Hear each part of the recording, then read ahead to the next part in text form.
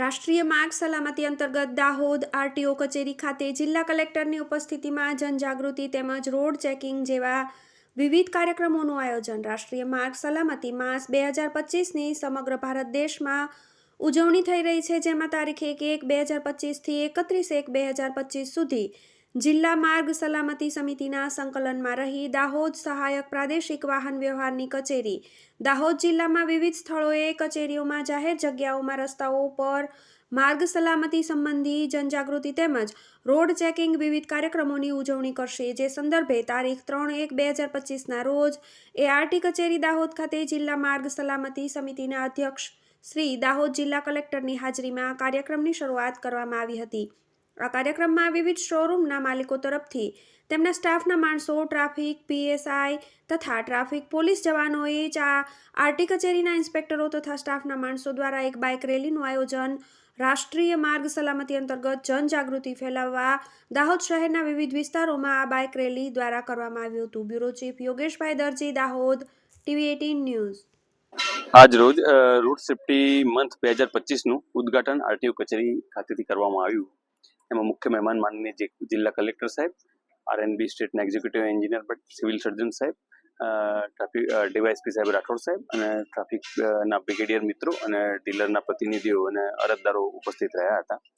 અમારો મુખ્ય આશય લાસ્ટ યર કરતાં આપણે 30% માનવ મૃત્યુ અને 26% ફેટલ એક્સિડન્ટ રેડ્યુસ કર્યા છે.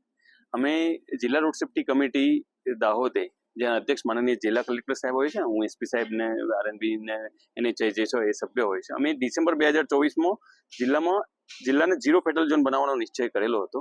એના માટે પ્રયત્નશીલ પણ રહ્યા, પણ માત્ર 30% એચિવમેન્ટ એમાં મેળવી શક્યા. તો હવે ફરીથી જૂન 2025 સુધી જિલ્લામાં એક પણ માણસનું મૃત્યુ ના થાય એવો અમારો આશય છે. એના માટે હું ગામડા લેવલના દરેક વ્યક્તિને, સિટી લેવલના પણ દરેક વ્યક્તિને હું વિનંતી કરું છું, ફરીથી આગ્રહ કરું છું કે ફરજિયાત હેલ્મેટ પહેરો, ફરજિયાત તમે રોંગ સાઈડ ડ્રાઇવિંગ ના કરો અને ઓવર સ્પીડિંગ તો જરાય ના કરો. આ ત્રણ એક મુખ્ય માર્ગ અકસ્માત મૃત્યુના મુખ્ય કારણ હમણાં દેખાઈ રહ્યા છે. અમારા એનાલિસિસમાં હમણાં જણાવ્યું છે.